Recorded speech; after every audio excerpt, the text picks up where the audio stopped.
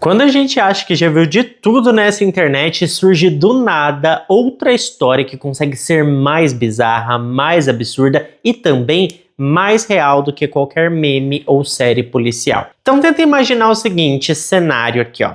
Uma mulher aparentemente carinhosa, misteriosa e sempre bem arrumada. Ela te recebe com um sorriso lindo no rosto, tímido, um quarto limpo, uma luz suave. Depois de algumas palavras ela diz que é casada, mas totalmente infeliz e que só quer um pouco de atenção.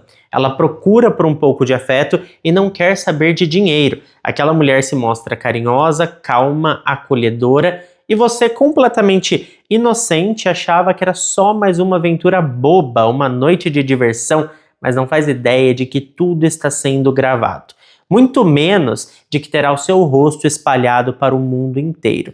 E pior que tudo isso, a tal mulher perfeita era, na verdade, um homem. Mas não um homem qualquer. Um homem com um plano, com uma persona criada até o último detalhe. Um disfarce completo e um esquema secreto que movimentava milhares de dólares. Centenas de vídeos e mais de 200 vítimas. Essa é a história da Sister Hong. O caso que explodiu na China, virou escândalo internacional e deixou muita gente se perguntando como que ninguém percebeu antes.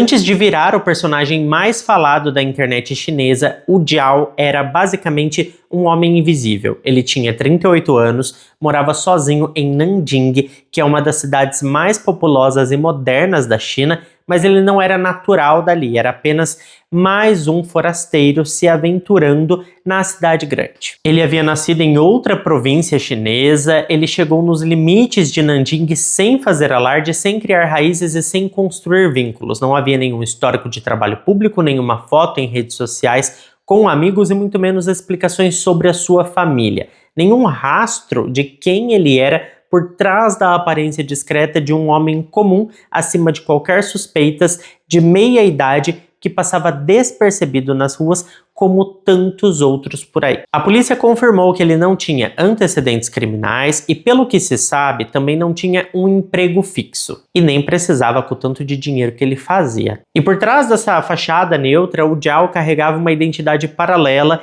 e o mais surpreendente é que nessa vida dupla ele não começou com o escândalo. Segundo as investigações, ele já vinha operando esse esquema há anos. Estima-se que foi lá pelos anos de 2022 que ele começou a se disfarçar de mulher e marcar encontros com homens. Não se sabe exatamente o que motivou o início dessa farsa toda, o que se sabe é que não houve um evento chave, um gatilho público ou qualquer trauma pessoal que explicasse esse comportamento.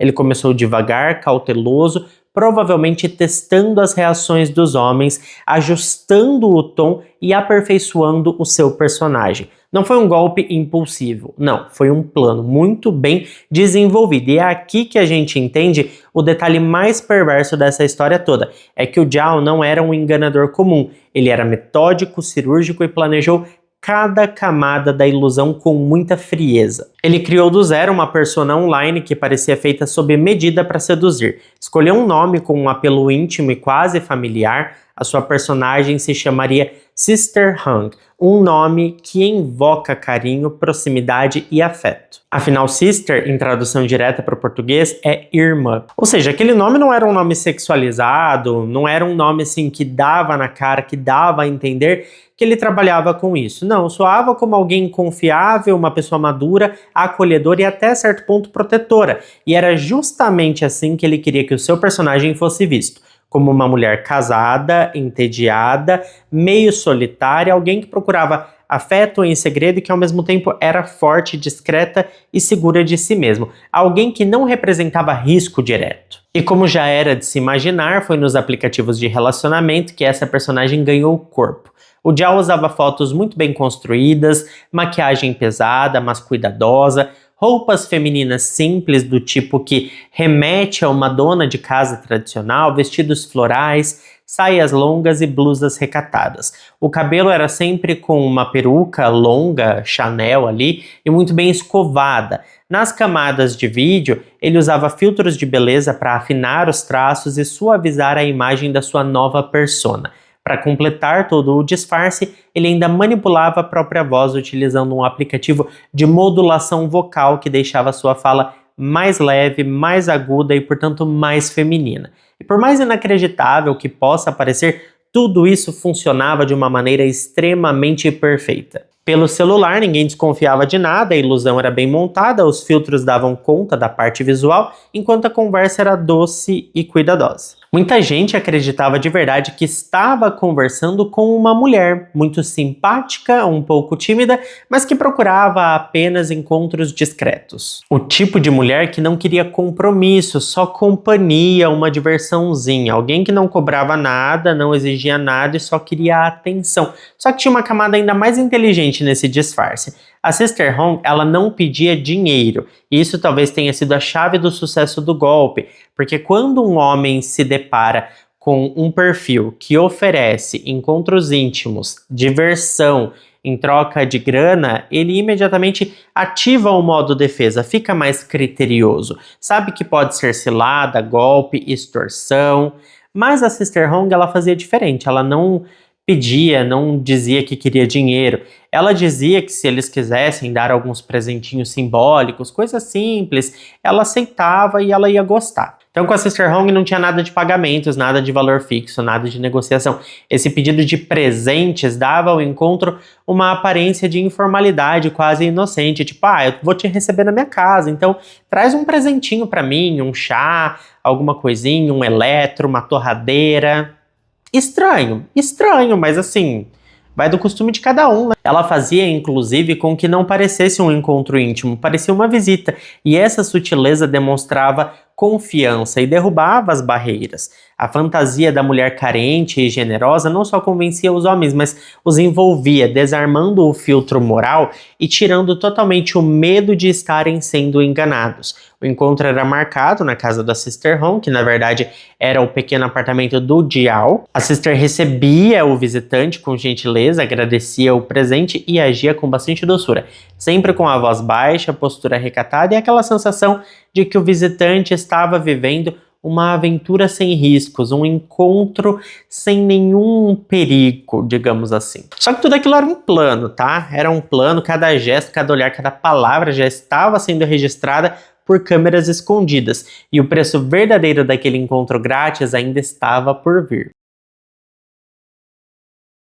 A Sister se apresentava como alguém descomplicada. Nada de dinheiro, nada de obrigação, nada de promessas, era sempre no mesmo tom.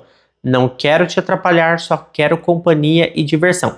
Essa era a isca. E para muitos homens parecia o sonho perfeito. Relacionamento íntimo, gratuito, sem vínculo emocional, sem dinheiro, sem nada, com uma mulher que estava ali disposta a dar um pouquinho de prazer em troca de basicamente nada, de algum agrado, um presentinho que ele pudesse trazer. Então o homem chegava com aquele presente na mão, já se sentia aceito, como se tivesse indo visitar uma esposa secreta, uma amante de verdade, e era uma quebra perfeita da formalidade, que fazia tudo parecer muito espontâneo. Só que atrás de uma pequena estante, no alto de um armário, em alguns cantos ali onde a vítima não olharia, estavam as câmeras, pequenos dispositivos escondidos entre caixas, quadros e livros, muito bem posicionados com precisão, capturando o ângulo certo da cama, da entrada do corpo, do rosto da visita, câmeras que gravavam em alta definição com microfone embutido, armazenando horas de material íntimo sem que os homens sequer imaginassem. As câmeras filmavam tudo, dava para ver tudo, gente. Não havia nenhuma, restrição gráfica. E aqueles homens estavam lá completamente expostos, sem roupa, sem defesa e sem saber de nada. Tá, mas ela poderia apenas gravar porque ela gostava de rever depois. Não, não era isso, tá? Ela gravava esses vídeos, eles eram editados, cortados, organizados em categorias e transformados em um produto que seria distribuído de forma sistemática em grupos fechados na internet. grupos criados e controlados pela própria Sister, com nomes discretos e acesso restrito. Para entrar nesses grupos era preciso pagar o preço fixo de 150 yuans, algo em torno de R$100. A pessoa pagava, recebia o link do Drive e passava a ter acesso à coletânea de vídeos. E não era qualquer conteúdo, era um tipo de conteúdo extremamente visual. Era, sabe, dava para ver tudo mesmo, era aquele conteúdo mais amador que muitas pessoas preferem. Tem homens, por exemplo, que assistem esse tipo de conteúdo que não gostam de ver vídeos muito produzidos, preferem um conteúdo amador. E ela fazia exatamente esse tipo de conteúdo. Não havia desfoque nenhum, não havia cortes, os vídeos mostravam os homens em posições explícitas, vulneráveis, sem saber que estavam sendo observados.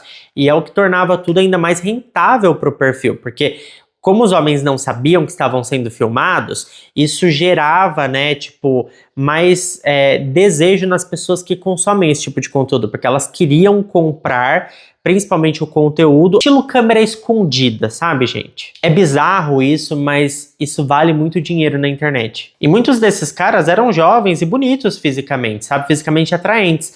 E a longa lista das vítimas incluía estudantes universitários, professores, executivos e até personal trainers. Alguns eram estagiários, outros eram casados ou noivos, todos com algo a perder, e justamente por isso os vídeos ganhavam ainda mais valor no mercado. Quanto mais normal o homem parecia, mais chocante era o material. E isso alimentava a curiosidade do público. O conteúdo circulava como um segredo proibido, como um produto de luxo para voyeurs digitais. Isso gerava um lucro absurdo, porque aumentava o custo de produção. Não o custo de produção em si, mas o valor daquilo, porque ela correu um risco ali para produzir. Afinal de contas, ela estava filmando um cara sem ele saber. Se ele descobrisse, podia dar muito ruim.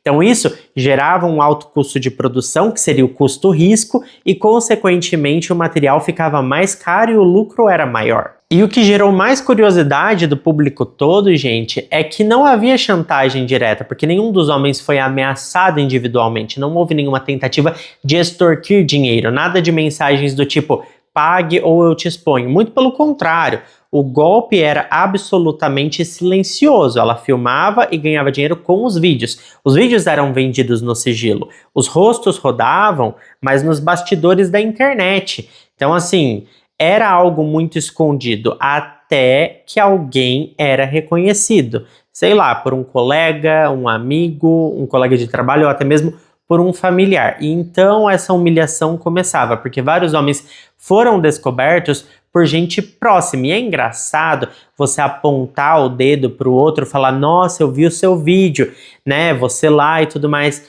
Porque assim, se você viu é porque você estava procurando. Então assim, é meio complicado julgar dessa forma, concorda? Mas acontece que vários homens foram descobertos por gente próxima e perfis começaram a ser caçados nas redes. Todo mundo queria saber se tinha algum conhecido que frequentava a casa da Sister Hong. Um deles foi identificado por algumas tatuagens, outros por uma camiseta da academia. Houve quem fosse denunciado pela própria noiva que viu o vídeo, e aí nesse ponto já era sem querer, porque já estava viralizando esses vídeos. E também teve quem só descobriu que tinha sido filmado semanas depois, quando o caso explodiu na mídia e os rostos começaram a circular em montagens, memes e vídeos de humor. E aí vem o ponto mais surreal dessa história toda. Mesmo depois de desconfiar, mesmo depois de perceber que a tal da Sister Hong talvez não fosse quem dizia ser, alguns homens voltaram. Sim, meus amigos, eles voltaram e voltaram ainda mais animados. Mesmo percebendo que o corpo dela não batia com a imagem do perfil, mesmo sabendo que tinha alguma coisa diferente ali, eles voltaram. E é aqui que o caso muda de tom. Isso porque, de acordo com psicólogos ouvidos pelas autoridades, quando esse caso ganhou as mídias, uma coisa é cair num golpe uma vez quando alguém foi enganado e iludido. Isso ok. Outra coisa é descobrir a verdade e continuar voltando. De acordo com os profissionais, isso revela algo mais profundo do que o crime em si. Revela a carência, revela o nível de desespero de homens que se deixaram levar não só pela promessa de relações íntimas gratuitas, mas principalmente pela fantasia e atenção. Esse talvez seja o lado mais controverso dessa história, porque homens que procuravam a Sister Hong também queriam ser ouvidos, também queriam atenção e eles não buscaram ajuda de profissionais de saúde mental, não procuraram ajuda de amigos e familiares, eles procuraram apoio na internet, decidiram se encontrar com alguém totalmente desconhecido, mas que estava disposto a ouvir e dar alguma atenção. Os psicólogos concluíram dizendo que a maioria deles não voltou exclusivamente por conta da relação íntima gratuita e que isso se tornou apenas um detalhe insignificante. Eles continuavam voltando para receber atenção, afeto e terem um momento para falar tudo o que queriam sem julgamentos. E isso é o que faz o perigo parecer tão seguro. E eu sei que muita gente vai falar: ah, Bruno, para, eles voltaram porque gostaram do que encontraram por lá. E sim, tiveram casos que foi isso mesmo, mas tiveram alguns casos que foram inclusive relatados por conta de vídeos, de homens que foram lá várias e várias vezes e não tiveram relação com ela. Apenas ficaram conversando e trocando carinho. Então aí, o que os psicólogos que analisaram esse caso todo disseram é que conta muito a carência. Às vezes as pessoas estão tão assim afobadas no seu dia a dia que não percebem o quanto estão solitárias e quando encontram qualquer tipo de carinho, seja lá de onde ele vem, elas simplesmente se derretem e querem se agarrar àquilo. Então esse é um ponto importante. Existem sim as pessoas que voltaram porque gostaram do que encontraram e existem as pessoas que voltaram por carência. Inclusive porque essas pessoas que voltaram por carência nem sabiam ainda que ela não era um homem, embora fosse fácil de perceber, mas tem gente que não é muito ligado a isso, sabe? Claro que depois que já foi pro rally rola, não tem como você não perceber, mas antes das roupas caírem, tem gente que não percebe muita coisa, viu? Como já percebemos, no começo tudo era segredo, os encontros aconteciam entre quatro paredes, longe de olhares externos. Ninguém desconfiava de nada, os homens chegavam com seus presentes modestos e saíam acreditando que tinham vivido uma noite anônima com uma mulher discreta, generosa e carente. Eu não sei como, porque como eu falei, depois que as roupas caem, é difícil você não perceber alguma coisa, né? Não havia ali ameaça, não havia cobrança, não havia nenhuma pista visível de que tudo estava sendo gravado. Então eles achavam que tinham ficado com uma mulher, ido embora, pronto e acabou. Foi em meados de 2025 que algumas dessas gravações começaram a sair desses círculos fechados, primeiro como alguns arquivos isolados, depois como threads em fóruns, e aí o negócio explodiu de vez e a velocidade da disseminação desses vídeos foi brutal. Em poucos dias, centenas de vídeos estavam circulando nas redes sociais chinesas, sites paralelos e fóruns. E tudo mudou, porque a internet fez o que a internet sempre faz quando encontra uma história com relações íntimas, golpe e engano. Investigou, riu, compartilhou, expôs os envolvidos e tornou tudo num grande meme. Num primeiro momento, todo mundo assistia sim, por questão de curiosidade, mas depois eles passaram a identificar os rostos das pessoas e ridicularizá-las, expor essas pessoas na internet. Teve um caso em particular que parou tudo. Uma mulher assistiu ao vídeo por acaso, achando que era só mais um conteúdo viral, até que no meio da gravação ela reconheceu o rosto do próprio noivo. Vocês imaginam? O próprio noivo estava lá. As roupas, os trejeitos, a voz, estava tudo lá. Sem cortes, era impossível de negar que aquilo tinha acontecido. E no dia seguinte ela entrou com um pedido de cancelamento do noivado, do casamento, o que foi um escândalo à parte, porque as famílias de ambos eram extremamente tradicionais e influentes e muito respeitadas na região. Um outro caso que viralizou foi de um homem de jaqueta de couro. Ele aparecia em vários vídeos sempre com a mesma roupa, a mesma expressão e o mesmo jeito. A repetição chamou a atenção dos internautas que criaram um apelido, o Jaqueta que voltava de novo. Isso porque ele voltava mesmo, quase toda semana, a jaqueta virou uniforme e ele virou o maior meme disso tudo. Depois descobriram que esse homem era noivo e já tinha quase 3 anos. Então a indignação veio rapidamente, todo mundo queria saber como alguém comprometido podia fazer isso e voltar tantas e tantas vezes. E como já era esperado, assim que os vídeos começaram a circular em massa na internet, começou também o linchamento digital desses homens infiéis. Os internautas começaram a fazer montagens engraçadas, isso foi feito aos montes, tá? Tinham frases sobre moralidade, culpa, desprezo, apareceram também vídeos de reação zombando dos atos íntimos, além de filtros e montagens que colocavam pessoas no quarto da Sister Hong e redirecionavam o ódio para essas pessoas. Por exemplo, se alguém não gostava da pessoa tal, ela fazia uma montagem e saía dizendo para todo mundo na internet que o tal fulano foi flagrado no quarto da Sister Hong. As coisas quando caem na internet, gente, perde totalmente o controle. E por fim, alguns homens foram demitidos, outros abandonados pelas parceiras e ainda teve quem precisasse provar a todo custo que nunca esteve no quarto da Sister, porque as montagens eram muito bem feitas, eram perfeitas e confundiam mesmo o público. Muitos simplesmente sumiram das redes sociais, fecharam contas, trocaram de número e em alguns casos mais graves até se mudaram de cidade por vergonha daquilo tudo. Só que a internet não esquece. Não. E no meio desse caos todo, onde já não se sabia mais o que era verdade e o que era montagem, surgiu um boato ainda mais pesado. Passou a circular na internet a história de que a Sister Hong era soro positivo e que teria infectado ao menos 11 pessoas. Os vídeos, em sua maioria, mostravam relações desprotegidas, não havia qualquer precaução.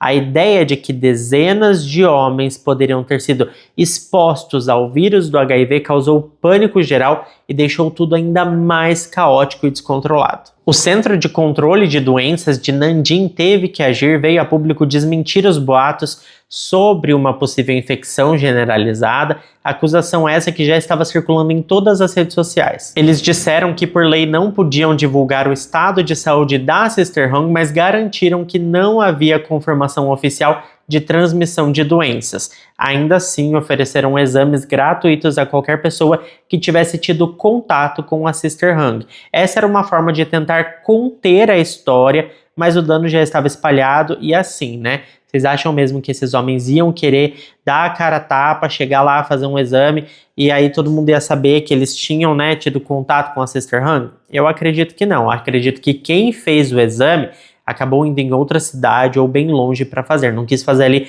no epicentro de onde tudo estava acontecendo para não ficar mal falado, digamos assim. No fim, isso virou um problema sanitário e também emocional, porque por trás de cada vídeo havia um homem que não se protegia para as relações íntimas, mas se protegia com o silêncio, com a negação e com a certeza de que ninguém jamais saberia. Só que souberam. Todo mundo descobriu o que eles faziam naquele quarto. E a vergonha chegou de forma implacável. E as coisas estavam longe de melhorar. Inclusive, já que estamos falando sobre esse assunto, antes de passar para o próximo tópico aqui dessa história, eu queria fazer um apelo para vocês, tá? Se protejam em suas relações, façam exames periódicos, porque essas coisas não são brincadeiras e a gente precisa cuidar da nossa saúde. E outra coisa, não tenha vergonha se em algum momento você teve contato com alguém, contraiu alguma DST, fique tranquilo, hoje em dia a maioria das DSTs tem tratamento e a pessoa vive como se não tivesse nada. Então procura os postinhos, faça exames periódicos, se proteja, porque a nossa vida vale mais do que qualquer tabu. No começo de julho de 2025, um vídeo curto começou a se espalhar pelas redes sociais chinesas. Esse vídeo tinha menos de 15 segundos, era uma gravação amadora, com iluminação baixa e ângulo fixo, como tantas outras que já circularam aí por fóruns e grupos privados.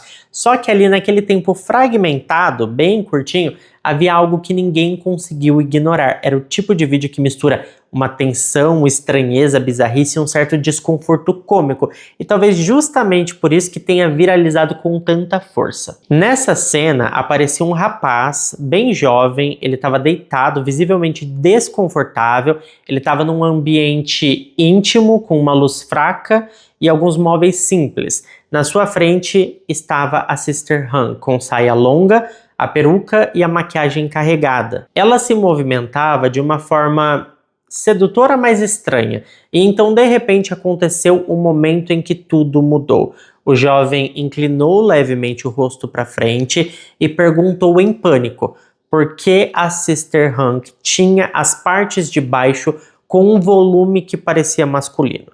A Sister respondeu com firmeza que não era nada masculino, que na verdade as suas partes estavam inchadas. A frase saiu como uma bomba no universo digital e esse clipe de 15 segundos foi assistido milhões e milhões de vezes em menos de 24 horas. E foi nesse cenário caótico que um dos homens filmados decidiu fazer o que ninguém esperava. Ele procurou a polícia e é importante observar que até aquele momento ninguém tinha feito uma queixa formal. Para contextualizar aqui para vocês, de uma forma não tão explícita, ela conseguia enganar a maioria dos homens porque ela mantinha tudo tampado, tá? Ela só deixava mesmo à mostra o que era importante para a relação de fato. E ela sempre fazia de um jeito não muito ortodoxo, digamos assim, não muito convencional, se é que vocês me entendem. Então, alguns homens não percebiam. Não sei como, gente, eu acho que é difícil não perceber, mas às vezes ali, né, na luz baixa, no calor da emoção, passa batido. Só que esse cara percebeu e esse cara, ele denunciou. O relato dele foi direto e devastador. Ele disse que tinha conhecido uma mulher num aplicativo de namoro, que ela usava peruca, maquiagem carregada e falava com a voz baixa tentando deixar suave. Ele disse que o encontro foi marcado com bastante discrição, que ela parecia gentil e nem pediu dinheiro. Ele contou que entrou no apartamento, teve relações com ela, acreditando estar em um encontro íntimo entre dois adultos e que tudo tinha ficado entre quatro paredes, até ele descobrir alguns dias depois que ele estava em um vídeo íntimo que rodava nas redes e estava exposto para milhares de pessoas ao redor do mundo, sem ele saber e sem que ele tivesse permitido, e ainda ficou muito evidente naquele momento que aquilo não era uma mulher. Foi somente com essa primeira denúncia formal que a polícia de Nanjing decidiu abrir uma investigação. A repercussão do vídeo viral já havia tornado o caso conhecido, mas ainda sem nome, sem autor e sem endereço.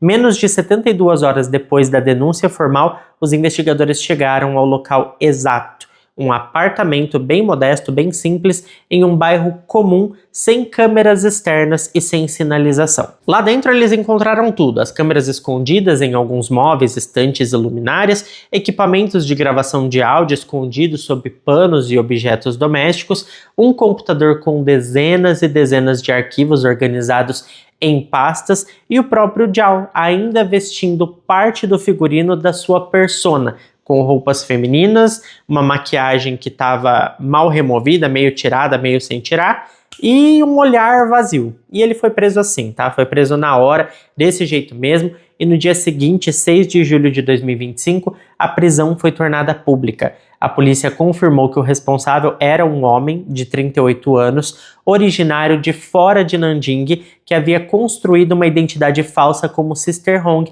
para atrair homens em aplicativos de namoro. Confirmaram também que ele gravava secretamente os encontros, armazenava os vídeos e os vendia online em grupos privados. Eles confirmaram até o valor que era vendido cada acesso ali. Naquele momento, as autoridades já tinham identificado ao menos 237 homens nas gravações, um número que chocou o país.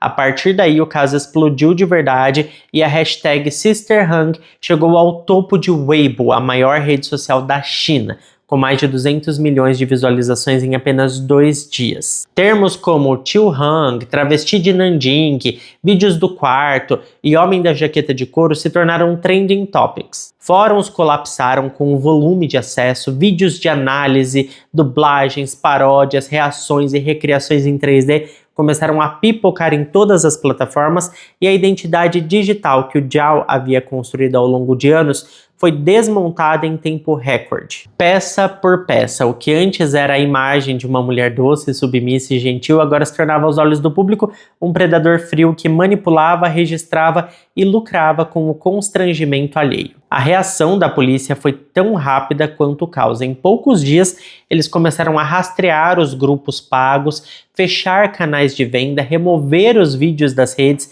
e emitir comunicados públicos pedindo que a população parasse de compartilhar o conteúdo. Eles fizeram apelos sobre privacidade, dignidade e crime digital, só que já era tarde demais, o dano já estava feito e os rostos já estavam nos memes.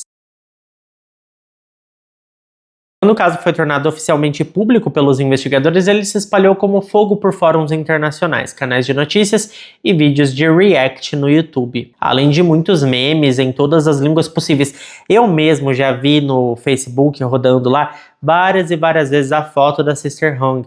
Gente, tá assim, viral demais esse caso. Porque ao mesmo tempo que a gravidade do caso está sendo discutida, com essas vítimas expostas, várias reputações destruídas e denúncias em andamento, o público em larga escala tá rindo dos memes, rindo dos vídeos, das respostas da Sister Hong, dos presentes que os homens levavam e até das roupas que ela usava. Eu vi muita gente ridicularizando também a aparência dela.